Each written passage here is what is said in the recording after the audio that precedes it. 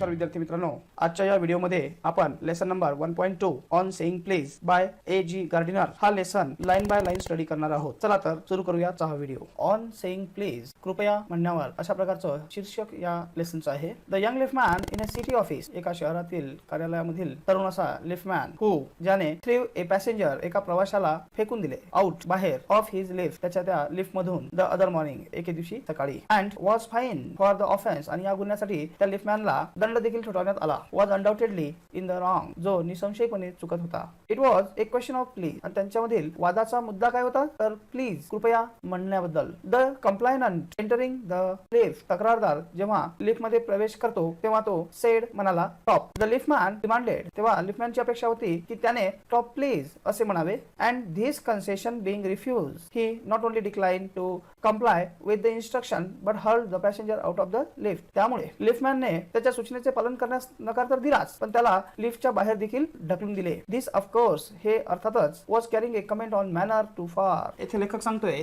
की त्या लिफ्टमॅनने सभ्य वागणुकीची तसेच शिष्टाचाराची मर्यादेपेक्षा जास्त अपेक्षा केलेली होती। Discourtesy is not a legal offence, असभ्यता हा कायदेशीर गुन्हा नाहीये। And it does not excuses assault and battery, आणि त्यामुळे इथे अशा प्रसंगी प्राणघातक हल्ला आणि हिंसाचाराचे समर्थन देखील होऊ शकत नाही। If a burglar breaks into my house and I knock him down, the law will acquit me, and if I am physically assaulted, it will permit me to retaliate with reasonable violence. लेखक म्हणतोय की जर माझ्या घरात चोर शिरला आणि मी जर त्यावर हल्ला केला तर कायदा मला निर्दोष ठरवेल, आणि माझ्यावर जर शारीरिक हल्ला झाला तर स्वतःच्या संरक्षणासाठी हिंसाचाराचा वापर करून प्रतिकार करण्याची मला सवलत किंवा मुभा देखील कायद्याने मिळेल। इट डज दिस बिकॉज, ती मिळते कारण the burglar and my assailant have broken quite definite commands of the law, की त्या चोराने आणि माझ्यावर हल्ला करणाऱ्या त्या हल्लेखोराने निश्चितपणे कायद्याचा भंग केलेला असतो। But no legal system could attempt to legislate against bad manners, परंतु कोणतीही कायदेशीर यंत्रणा अशिष्ट वर्तनाबद्दल कायदेशीर कारवाई करू शकत नाही। Or could sanction the use of violence against something which it does not itself recognize as a legally punishable offence, किंवा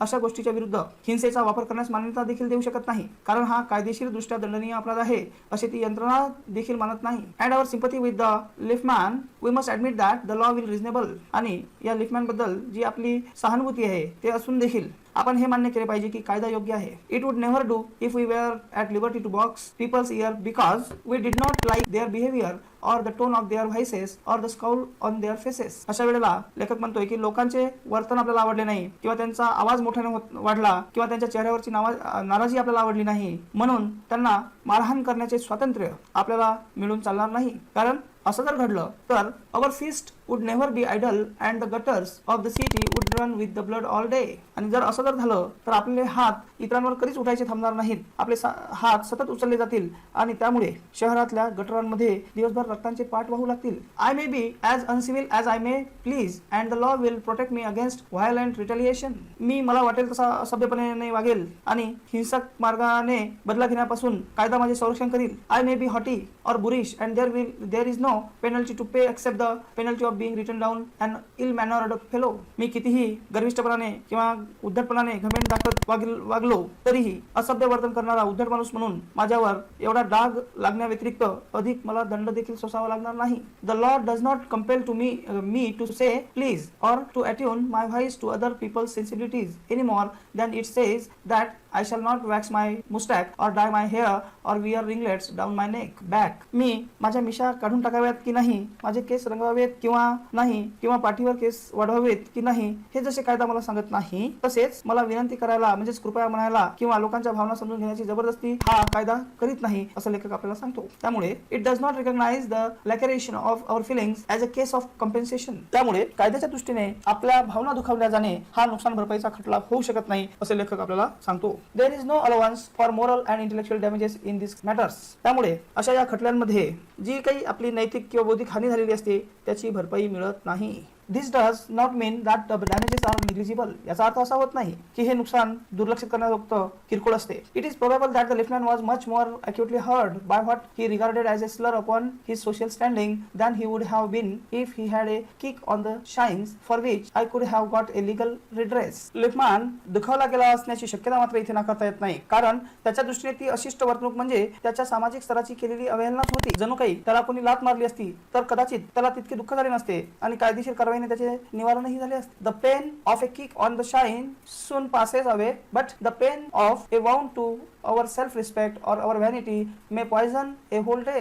लात मारल्याने होणारी जी काही शारीरिक इजा किंवा वेदना आहे ती काही काळानंतर नष्ट होते, परंतु झालेली वेदना तुमचा संपूर्ण दिवस खराब करू शकते, असं लेखक आपल्याला सांगतो. I can imagine that liftman denied the relief of throwing the author of his wound out the lift, brooding over the insult by the hour and visiting his wife in the evening as the only way of restoring his equilibrium. लेखक म्हणतोय की मला कल्पना आहे की एखाद्या व्यक्तीची अवहेलना जो करणारा व्यक्ती असेल त्या व्यक्तीला लिफ्ट मधून बाहेर काढून दिलेल्या प्रत्युत्तराची किंमत या लिफ्टमॅनला मोजावी लागली, त्यामुळे त्याचे पुढील अनेक तास त्याला त्रास देत होते जणू काही. आणि संध्याकाळी पत्नीकडे त्याने आपले विचार, आपले मानसिक दुःख व्यक्त करून आपली मनस्थिती पूर्वक करण्याचा प्रयत्नही त्याने केला असेल. तसेच मानसिक संतुलन परत मिळवण्याचा एकमेव मार्ग त्याने अवलंबला असणार. For there are few things more catching than bad temper and bad manners. कारण वाईट मनस्थिती आणि वाईट वर्तणूक या गोष्टीची लागण खूप सहजपणे होत असते. Wien sir Anthony absolute bullied Captain Absolute, the latter went out and bullied his man Fag, whereupon Fag went out downstairs and kicked the page boy. जेव्हा सर अँथोनी ॲब्सोल्यूटने कॅप्टन ॲब्सोल्यूटला धमकावले तेव्हा कॅप्टन ॲब्सोल्यूटने बाहेर जाऊन त्याच्या माणसाला म्हणजेच फॅगला धमकावले आणि फॅगने खाली जाऊन त्या तरुण नोकराला जोरात लात मारली. Probably the man who said talk to the liftman was really only getting back on his employer who had not said good morning to him because he himself had been henpecked at breakfast by his wife, to whom the cook had been insolent because the housemaid had answered her back. लेखक म्हणतोय की लिफ्टमॅनला top म्हटले तोही कदाचित व्यक्ती त्याच्या मालकावरचा राग व्यक्त करीत होता, ज्याने त्याला गुड मॉर्निंग म्हटले नव्हते कारण त्याला त्याच्या बायकोने न्याहारीच्या वेळेला सतावले असेल, जिच्याशी स्वयंपाकीन देखील उद्धटपणे वागले असेल, कारण तिला मोलकरणीने देखील उलट उत्तर दिलेले होते. We infect the world with our ill humoured. आपण आपल्या गैरवर्तनाने साऱ्या जगातील वातावरण दूषित करीत असतो. Bad manners probably do more to poison the stream of the general life than all the crimes in the calendar. दैनंदिन जीवनात जे वातावरण असतं ते खराब करण्यात कोर्टाच्या खटल्यातील गुन्ह्यांच्या यादीपेक्षा या गैरवर्तनाचा वाटा अधिक असावा, असे लेखक आपल्याला सांगतो. For one wife who gets a black eye from an otherwise good-natured husband, there are 100 who live a life of martyrdom under the shadow of morose temper.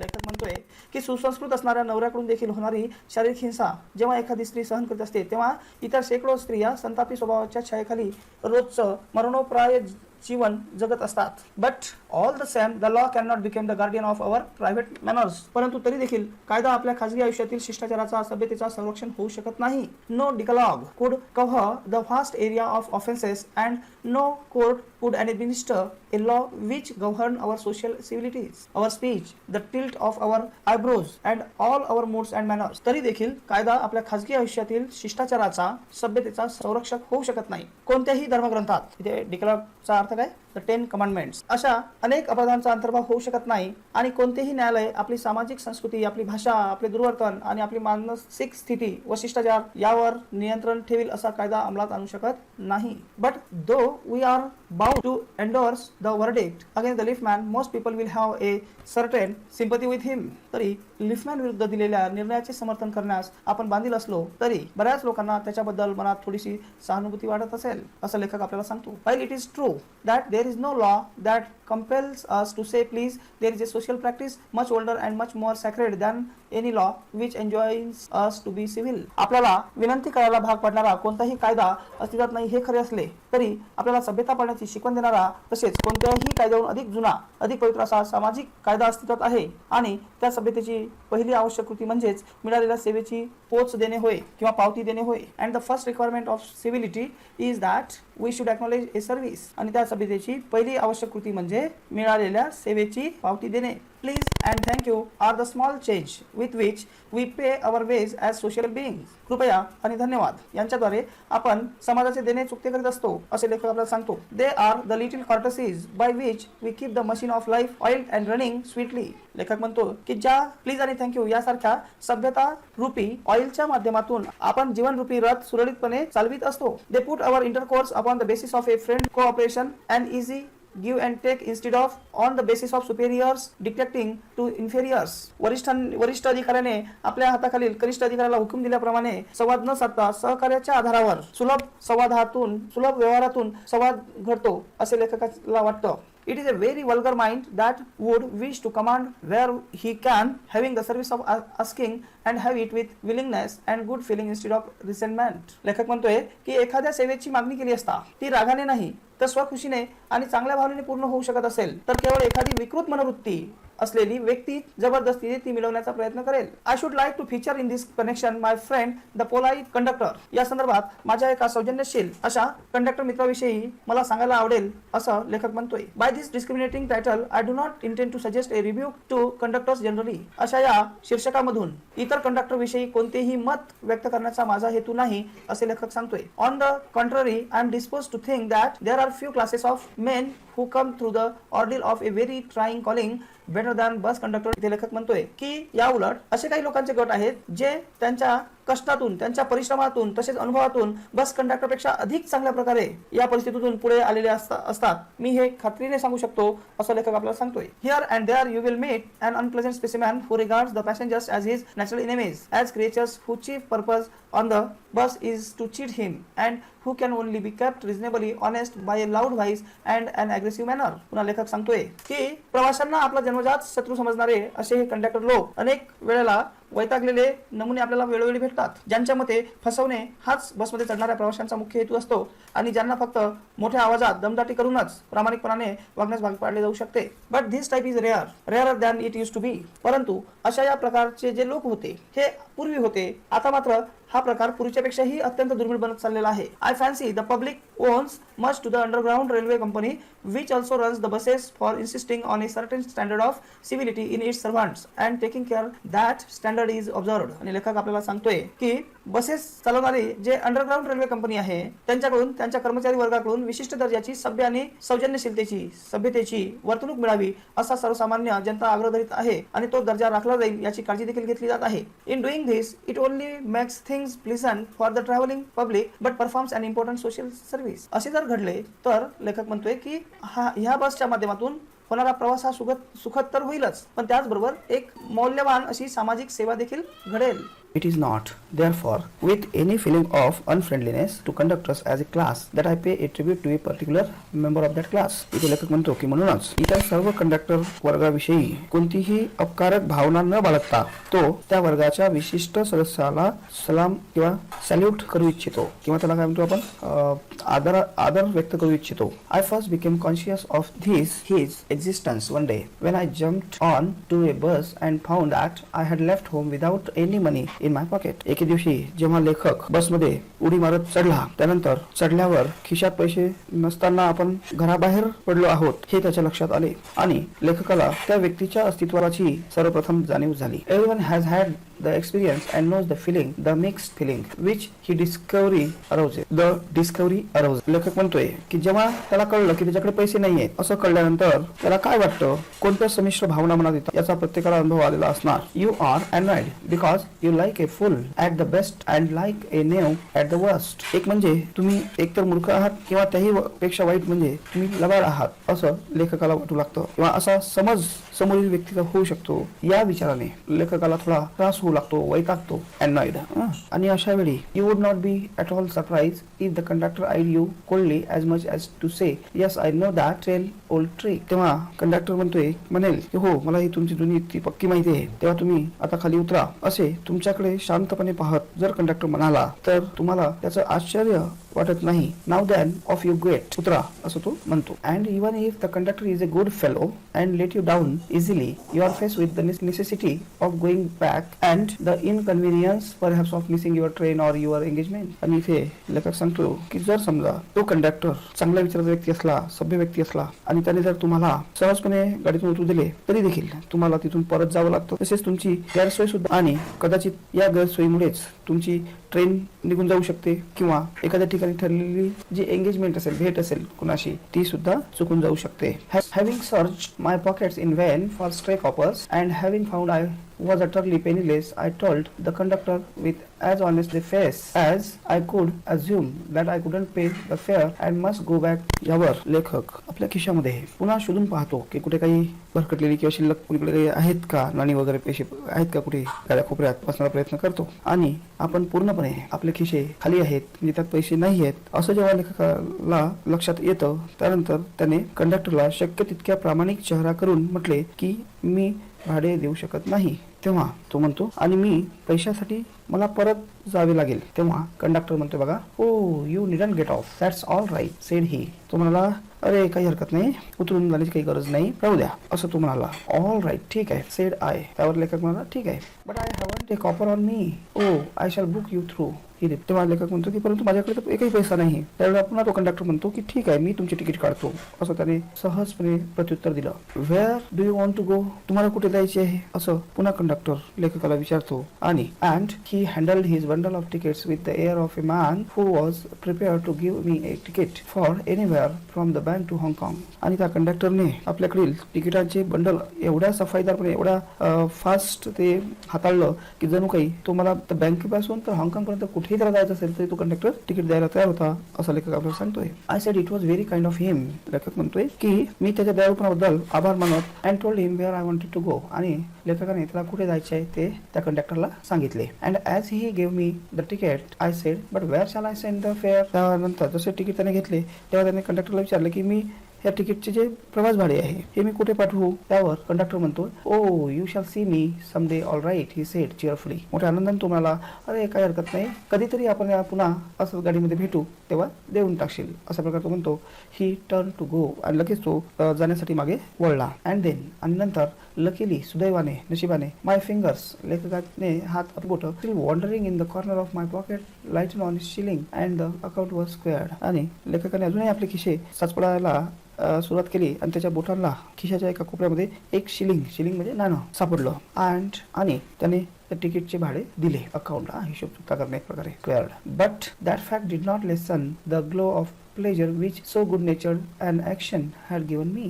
परंतु त्यामुळे एका चांगल्या कृत्यामुळे माझ्या मनावरची प्रसन्नतेची लहर, मनात जी प्रसन्नता निर्माण झाली होती म्हणतोय ती थोडी देखील कमी झालेली नव्हती. A few days after, काही दिवसानंतर, my most sensitive toe was trampled on rather heavily as I sat reading on the top of a bus. की एके दिवशी त्या बसच्या वरच्या मजल्यावर लेखक बसलेला होता आणि काहीतरी वाचत होता आणि तेव्हाच एकदा त्याच्या जखमी झालेल्या अंगठ्याला पायाच्या बोटाला जोरात तुडवल्या गेलं. I look up with some अँगर and more agony and saw my friend of the cheerful countenance. आणि तेव्हा लेखकाने थोडं रागात वर पाहिलं तर तेव्हा त्याला त्याच्या मित्राची प्रसन्न असे चेहरा दिसला. त्यावर तो म्हणाला सॉरी सर ही सेड. तेव्हा तो कंडक्टर म्हणाला की माफ करा सर, सॉरी सर असा तो त्याला म्हणाला. I know these are heavy boots, मला माहिती आहे की हे बोट जरा जास्त जड आहेत. God damn because my own feet get trod on so much and now I am treading on other people's.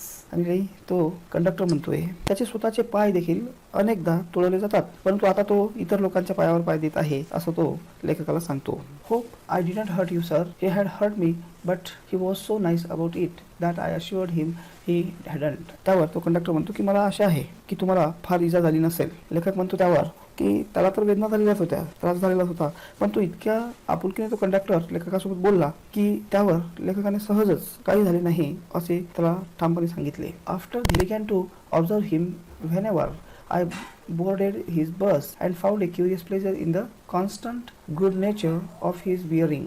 त्यानंतर लेखक सांगतोय की जेव्हा जेव्हा तो बसमध्ये चढत असे तेव्हा तो त्या कंडक्टरचे निरीक्षण करण्यास सुरुवात करायचा आणि त्याच्या सदैव चांगले वागण्याच्या वृत्तीविषयी त्याला आनंद वाटू लागला.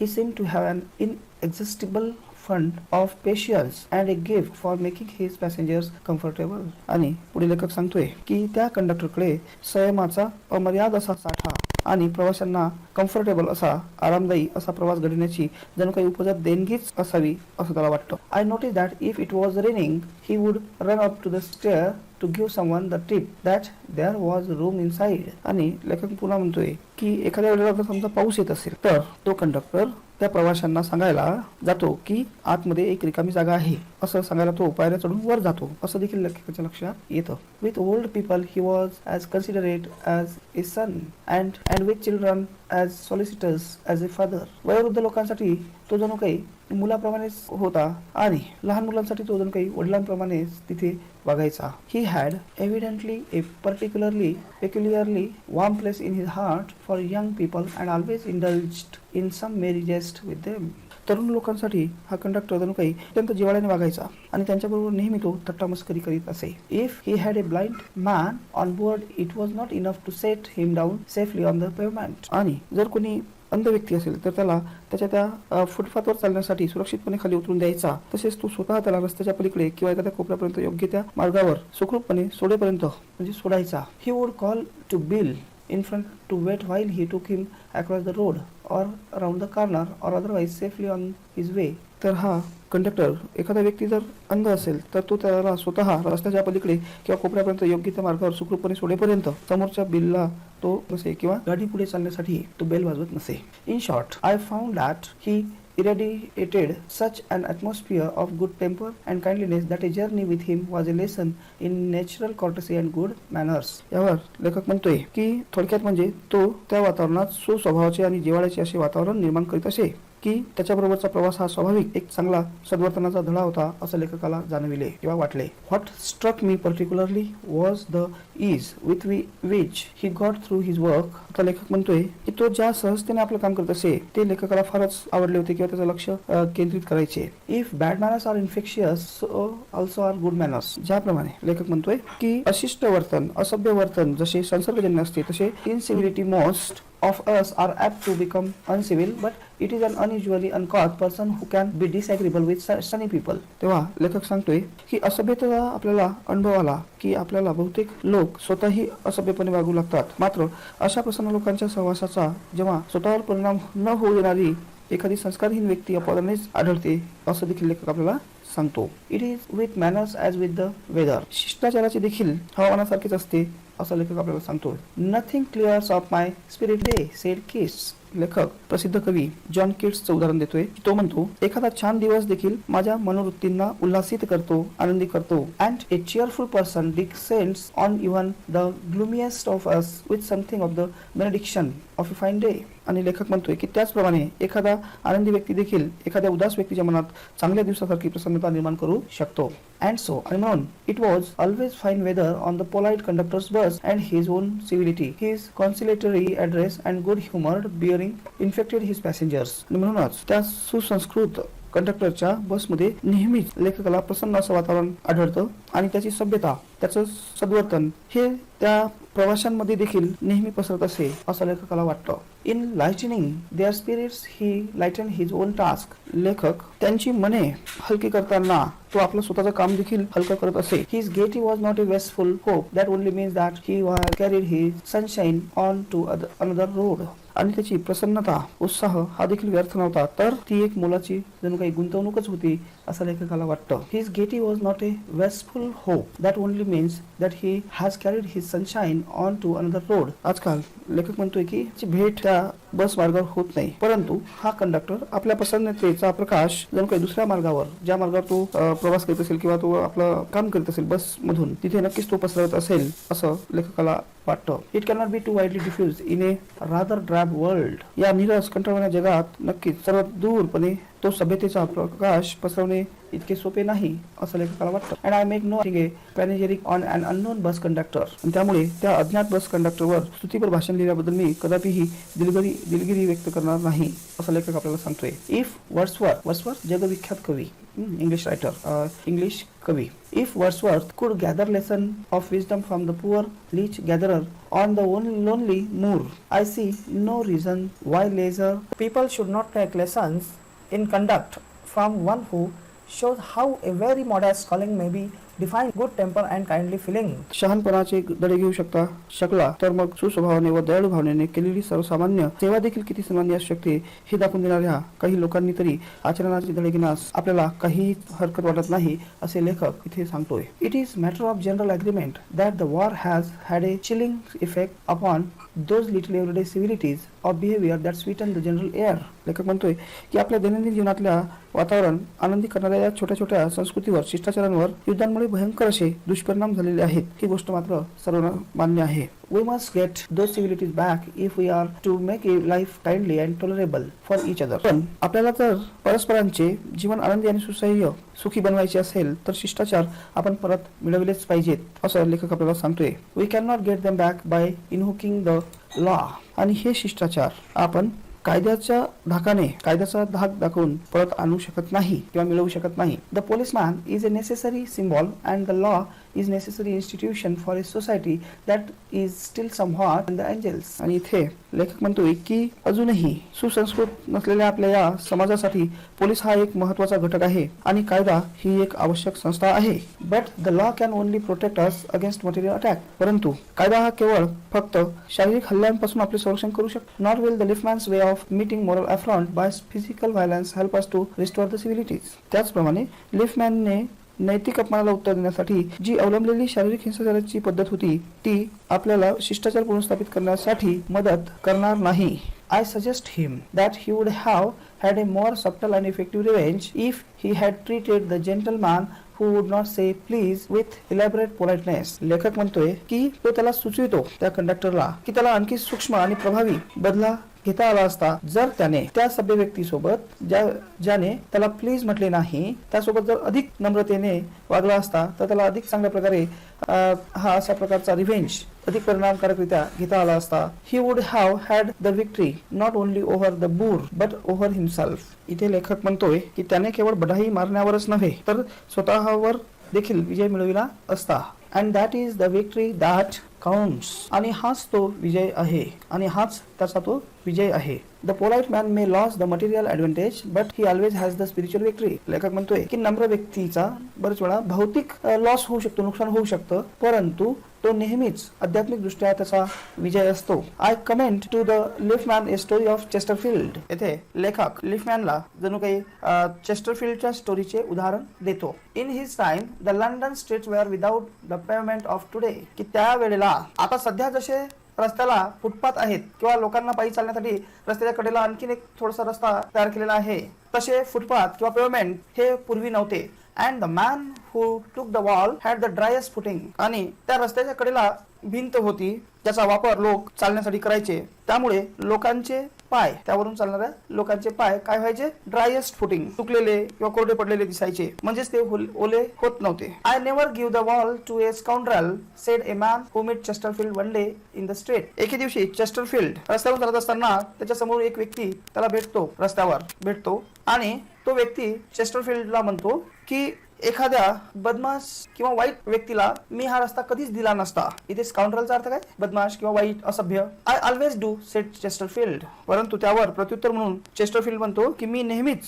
अशा लोकांना रस्ता देतो. स्टेपिंग विथ ए बाऊ इन टू द रोड. त्यावर तो व्यक्ती रस्त्याच्या बाजूला होतो आणि तिथे जणू काही बाऊचा अर्थ काय तिथे एक प्रकारे हात जोडून झुकणे किंवा मान झुकवणे आणि रस्त्या बाजूला होतो. I hope the liftman well agree that his revenge was much more sweet than if he had flung the fellow into the mud. त्यानंतर लेखक म्हणतो की लिफ्टमॅनने यामधून काहीतरी शिकावं अशी त्याला आशा आहे आणि त्याला असं वाटतं की लिफ्टमॅन हा त्याच्याशी सहमत असेल की जर त्याने आपला राग बदला घेण्याकरिता किंवा सूड घेण्याकरिता चिखलात वाहून टाकला असता तर त्याचा जो बदला किंवा तो सूड आहे तो अधिक चांगला झाला असता. अशा प्रकारे इथे लेखक आपल्याला सभ्य वर्तनाचे महत्व शिष्टाचाराचे महत्व सांगतोय बाय अल्फ्रेड जॉर्ज गार्डिनर. इथे हा लेसन संपला. विद्यार्थी मित्रांनो या लेसन मधून लेखक आपल्याला सांगतो की ज्या चांगल्या गोष्टी आहेत त्या आपण स्वीकारल्याच पाहिजेत. आपण समाजातील एक घटक म्हणून सभ्यता व शिष्टाचार युक्त शब्दांचा वापर देखील करायला पाहिजे ज्यामुळे आपल्या सभोवतालचे वातावरण देखील सभ्य आणि शिष्टाचार युक्त बनेल. तर मित्रांनो आज आपण इथे थांबून जाऊयात. जर व्हिडिओ आवडल्यास माझ्या चॅनलला लाईक करा, सबस्क्राईब करा, कमेंट करा. काही आणखीन अपेक्षित असेल या विषयाच्या अनुषंगाने तर कमेंटमध्ये नक्की कळवा. पुढील व्हिडिओमध्ये आपण त्या गोष्टी आधी घेण्याचा प्रयत्न करू कारण रायटिंग स्किल ग्रामर हाय पार्ट महत्त्वाचा आहे. तसेच हा व्हिडिओ आवडल्यास आपल्या मित्रांपर्यंत शेअर करा जेणेकरून त्यांनाही याचा फायदा होईल. ठीक आहे तर आज आपण इथे थांबून जाऊया. थँक्यू.